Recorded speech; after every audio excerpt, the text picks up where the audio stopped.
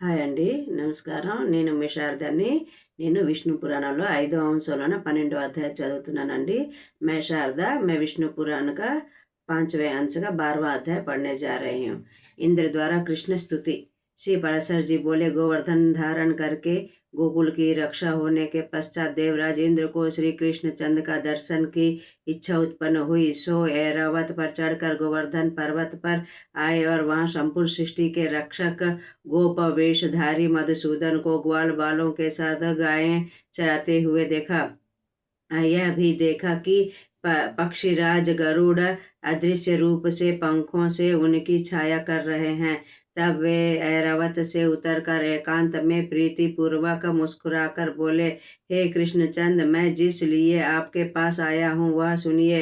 हे जगदीश्वर, आपने पृथ्वी का भार उतारने के लिए ही पृथ्वी पर अवतार लिया है। यज्ञ भंग के विरोध से मैंने गोकुल नष्ट करने के लिए मेघों को आज्ञा दी थी, किंतु आपने पर्वत उखाड़कर गोकुल की रक्षा की। आपके इस अद्भुत कर्म से मैं अति प्रसन्न हूँ। हे केशव, आपने यह एक हाथ पर गोवर्धन धारण किया, इससे मैं देवताओं का प्रयोजन सिद्ध हुआ कि समझता हूँ।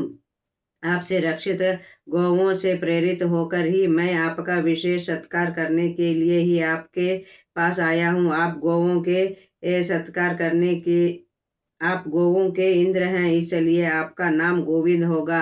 तत्पश्चात देवराज इंद्र ने अपने ऐरावत का घंटा लिया और अपने उसमें पवित्र जल भरकर कृष्णचंद का अभिषेक किया। उनका अभिषेक होते समय गौओं ने उस समय अपने स्तनों से टपकते दूध से पृथ्वी को भिगो दिया और इंद्र ने श्री जनार्दन को उपेंद्र पद से अभिषक्त कर देवराज पुनः बोले, हे महाभाग, यह तो मैंने गौओं का वचन पूरा किया।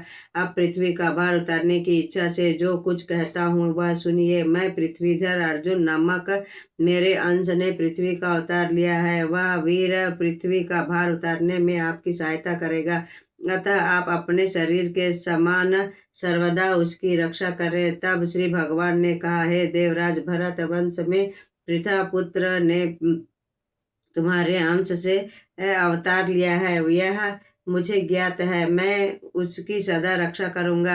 जब तक मैं महितल पर रहूंगा तब तक अर्जुन को युद्ध में कोई भी न जीत सकेगा। अतः तुम प्रसन्नता पूर्वक जाओ और अपने पुत्र के लिए किसी प्रकार की चिंता मत करो। कंस, अरिष्टासुर, कैसी, नरकासुर आदि दैत्यों का नाश होने के पश्चात महाभारत का युद्ध होगा। उसी समय पृथ्वी का भार उतरा हुआ समझना।